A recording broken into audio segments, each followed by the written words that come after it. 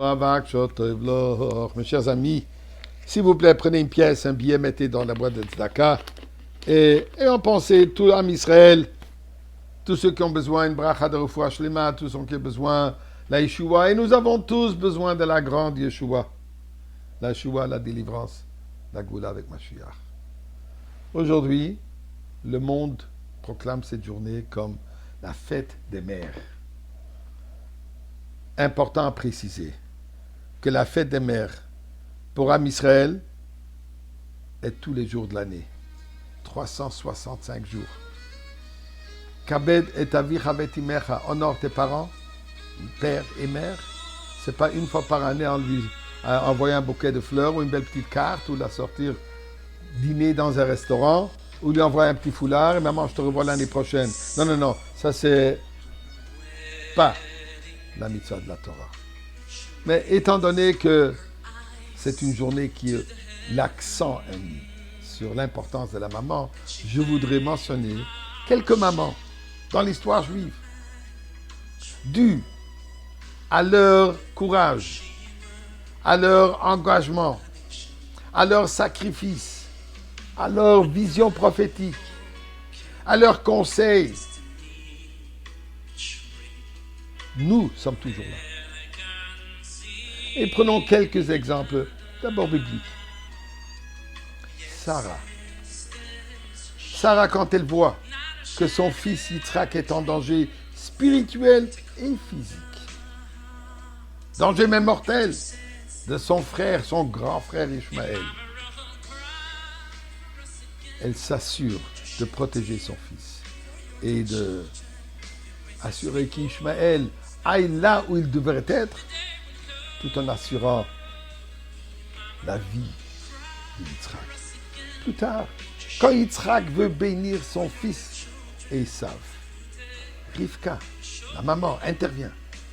Et elle s'arrange afin que ce soit Yaakov qui reçoit ces bénédictions. Et depuis lors, nous, Am Israël, nous sommes bénis.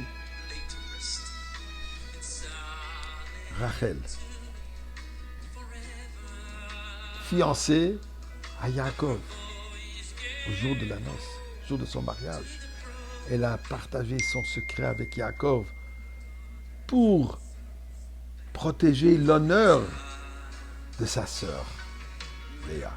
Et plus tard, elle a même consacré son droit d'être enterrée près de Yaakov afin qu'elle puisse prier.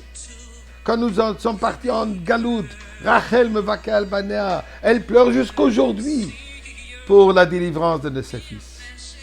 En Égypte, nos chachamim nous disent, grâce aux femmes mériteuses, nous sommes sortis d'Égypte. Et nos chachamim nous disent que c'est grâce aux femmes mériteuses d'aujourd'hui que nous allons sortir d'Égypte. Parlant de Mashiach, celui qui va nous délivrer. L'origine spirituelle, Moshe Rabbeinu. Moshe Rabbeinu est né dû à qui? Grâce à qui? Myriam, sa sœur. C'est elle qui a encouragé ses parents d'enfanter. Et c'est elle qui ensuite qui a regardé de loin pour le protéger. C'est elle qui a assuré de le sauver physiquement. Mais elle a vu sa prophétie que c'est lui-là. C'est lui, Moshe Rabbeinu, qui va nous délivrer d'Égypte. Et elle savait aussi que c'est Moshe Rabbeinu, l'âme de Moshe Rabbeinu, qui va nous délivrer. L'âme de Mashiach. Et là encore une femme qui joue le rôle plus important. Ruth, fameuse convertie. Belle-fille de la prophétesse Naomi. Un ami lui dit, il informe, sache que le roi David serait le produit de son union avec Boaz. Boaz, son bienfaiteur. Et elle lui a ordonné de se coucher, d'aller se coucher à ses pieds pendant qu'il dormait dans son lit. Un acte effronté qui était un anathème pour elle. Mais tout de même, elle s'est soumise à la honte personnelle et à la mortification et même au rejet possible par son bienfaiteur au profit de la communauté juive, de la continuité, de la Goula. Brouria, l'épouse de Rabbi Meir, a réussi à changer la pensée de Rabbi Meir quand il devait se débarrasser d'un groupe de jeunes qui le dérangeait, qui le dérangeait des études, qui dérangeait d'autres personnes dans la voie de Torah et Mitzvot, elle lui dit, le moyen n'est pas de les repousser, de les rejeter, de les maudire, au contraire. Le moyen de les rapprocher, de les transformer, de les élever, de les bénir, afin qu'ils deviennent